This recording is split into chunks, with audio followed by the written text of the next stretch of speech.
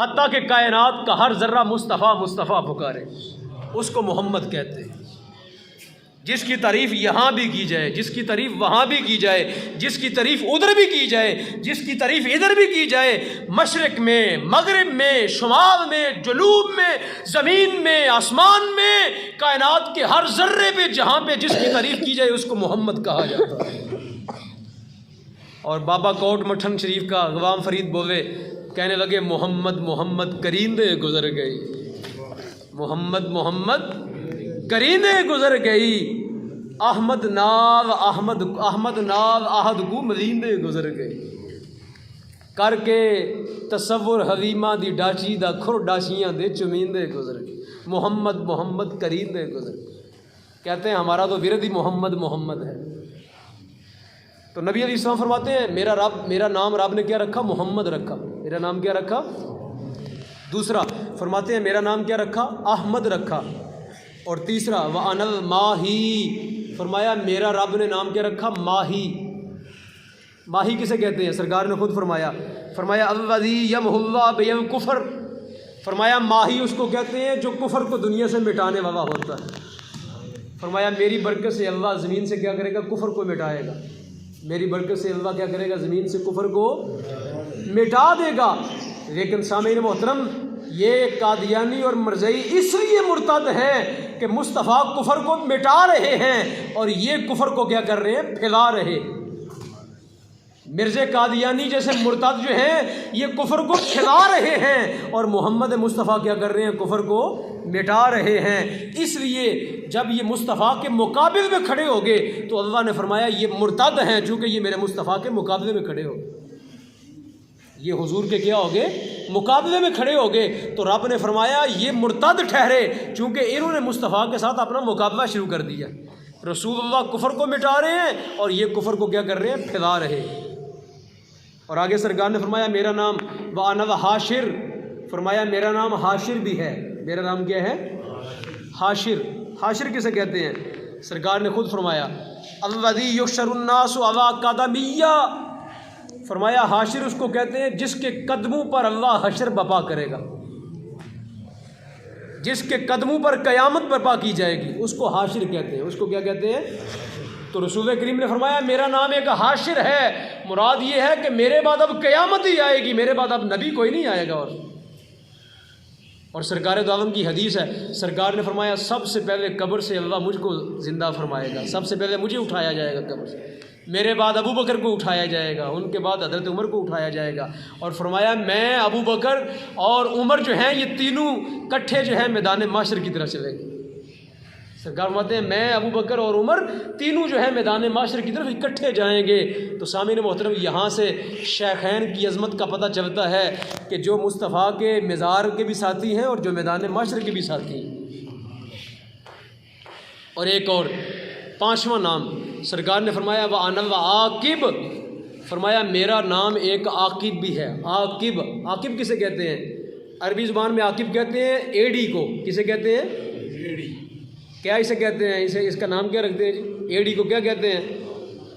پاؤں کا پچھلا حصہ ایڑی، اس کو عربی زبان میں کہتے ہیں عقبہ۔ کیا کہتے ہیں اس کو؟ عقبہ۔ ایڑی کہاں پہ ہوتی ہے؟ پاؤں کے سب سے آخر میں، پاؤں کے سب سے۔ تو سرکار فرماتے ہیں میرا نام عاقب ہے۔ کیا مطلب ہے؟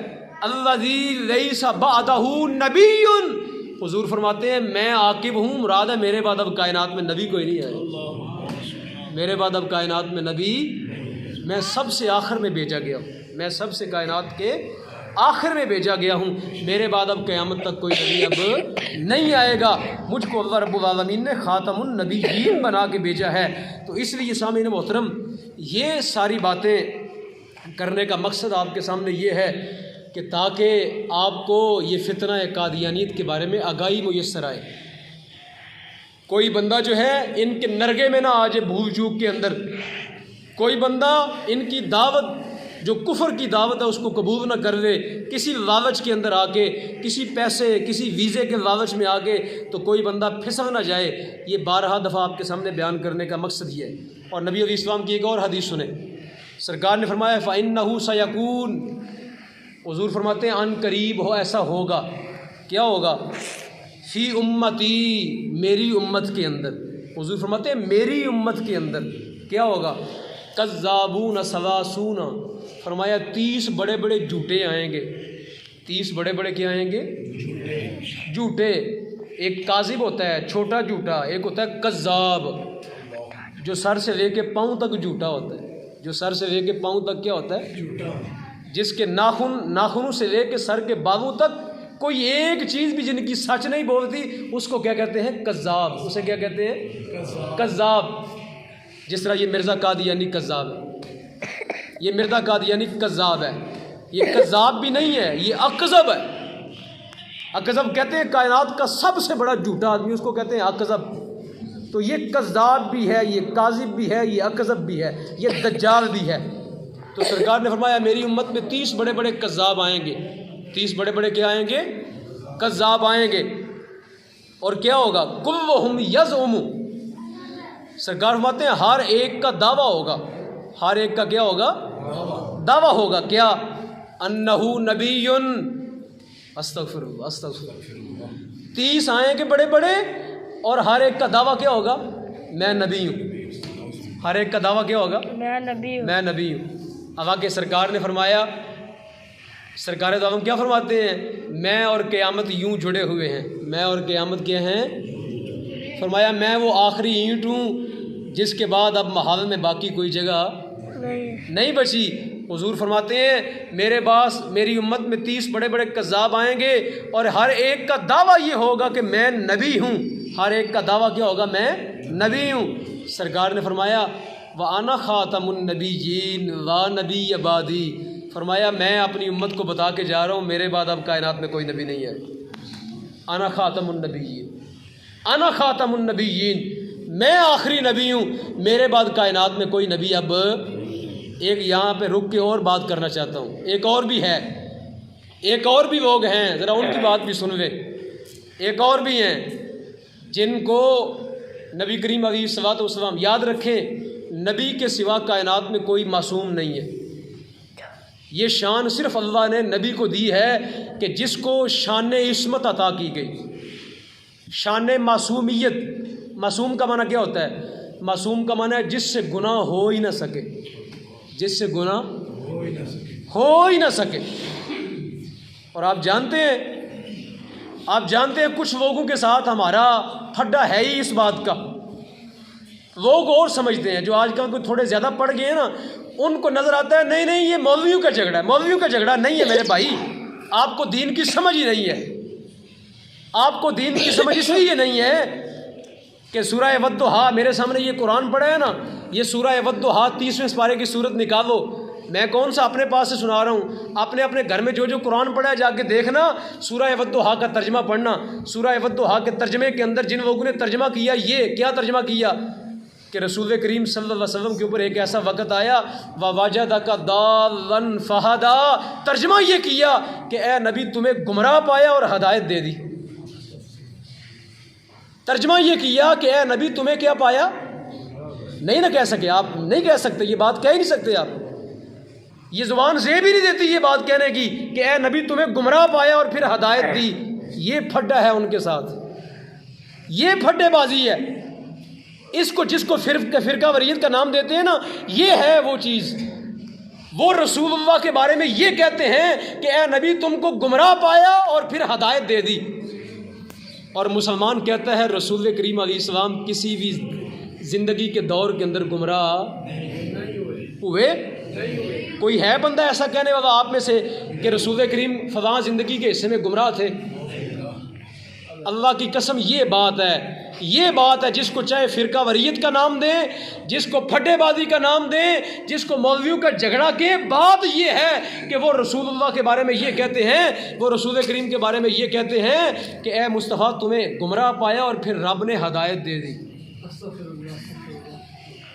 تو اب یہ میرا جھگڑا ہوا کہ یہ مصطفیٰ کا جھگڑا ہوا، یہ میرا جھگڑا ہوا کہ حضور کی ذات کا جھگڑا ہوا. تو سامعین محترم یہ بات ہے. اور ایک اور بھی ہے جو یہ کہتے ہیں کہ نبی کریم علیہ السلام کی امت کے جو اہل بیت کے امام ہیں نا وہ سارے معصوم ہیں. ایک اور بھی ہے قرآن کہتا ہے معصوم صرف نبی کی ذات ہے. معصوم صرف کون ہے؟ نبی کی ذات ہے. نبی سے گناہ نہیں ہو سکتا. نبی سے کسی عمر کے اندر کوئی گناہ نہیں ہو سکتا. نبی بچپن سے لے کے موت کی آخری زندگی تک گناہ سے کیا ہوتا ہے؟ کیوں؟ اس کی وجہ قرآن کیا کہتا ہے؟ من یطع الرسول فقد اطاع اللہ. قرآن یہ کہتا ہے کہ رسول اللہ کی اطاعت کرو. جو رسول اللہ کی اطاعت کرے گا اس نے کس کی اطاعت کی؟ اس نے اللہ کی اطاعت کی. تو کیا کبھی ایسا ہو سکتا ہے کہ قرآن یہ کہے کہ نبی کی فلاں زندگی گناہ والی ہے تم اس کی اطاعت کرو؟ ایسا ہو سکتا ہے؟ اطاعت کس کی کروائی جاتی ہے؟ نیکی کی کہ برائی کی؟ تو اگر آپ یہ کہیں کہ نبی فلاں زندگی کے حصے میں گناہ گار تھا، استغفر اللہ، آپ یہ کہیں نبی کی زندگی کا فلاں حصہ گناہ میں گزرا، یا فلاں حصے میں نبی نے جھوٹ بولا، یا فلاں حصے میں نبی نے کوئی جرم کیا، تو پروردگار کیا فرما رہا ہے؟ من یطع الرسول فقد اطاع اللہ. رسول اللہ کی اطاعت کرو، یہ اللہ کی اطاعت ہوگی. تو اطاعت گناہ کی کروائی جاتی ہے یا اطاعت نیکی کی کروائی جاتی ہے؟ تو سامعین محترم، اس لیے جو اہل سنت کا اعتقاد ہے وہ یہ ہے کہ نبی پہلی زندگی کے سانس سے لے کے آخری سانس تک نبی نے کائنات میں کبھی کوئی گناہ نہیں کیا. نبی نے کائنات میں کوئی گناہ نہیں کیا. نبی کی ذات پہلے دن سے لے کے آخری دن تک کیا ہے؟ معصوم ہے. اور نبی کے سوا باقی کائنات میں کوئی معصوم نہیں. نبی کے سوا کائنات میں باقی کوئی معصوم، کوئی بھی شخص معصوم نہیں. چاہے وہ ولی ہو، چاہے وہ غوث ہو، چاہے وہ امام ہو، چاہے وہ جناب والا کتب ہو، چاہے وہ غوثوں کا غوث ہو، چاہے پیر ہو، کائنات میں نبی کے سوا کوئی معصوم نہیں ہے. یہ عقیدہ قرآن کا ہے. یہ قرآن کی بات کر رہا ہوں. اور ایک فرقہ ہے نا جو کہتا ہے 12 امام معصوم، کہتا ہے کہ نہیں کہتا؟ تو پھڈا کس کا ہوا؟ پھڈا میرا ہوا کہ قرآن کا ہوا؟ مولوی کا ہوا کہ قرآن کی بات کر رہا ہوں. اس لیے سامعین محترم، اس لیے بات کو یہ سمجھیں، اہل سنت و جماعت کے جو اعتقادات ہیں، اہل سنت و جماعت کے جو اعتقادات ہیں، اللہ کی قسم قرآن سے اتنے بھی نہیں ٹکراتے، ایک رتی کے برابر بھی نہیں ٹکراتے، ایک سرسائی کے برابر بھی. جو اہل سنت کے نظریات ہیں، جو عقیدے ہیں، وہ قرآن کی تعلیمات سے ایک نو کے برابر بھی نہیں ٹکراتے. ہاں کسی کو سمجھ آئے تو یہ وقت بات ہے. آپ نے پڑھے نہیں ہیں تو آپ کی سمجھ کی یہ غلطی ہے. آپ نے قرآن نہیں پڑھا، آپ نے حدیث نہیں پڑھی تو یہ آپ کی غلطی ہے. آپ نے سمجھا نہیں، آپ نے ٹائم نہیں دیا. آپ آئیں نا، بیٹھیں کسی کے پاس، آپ آئیں پوچھیں آ کے حضرت یہ کیا مسئلہ ہے.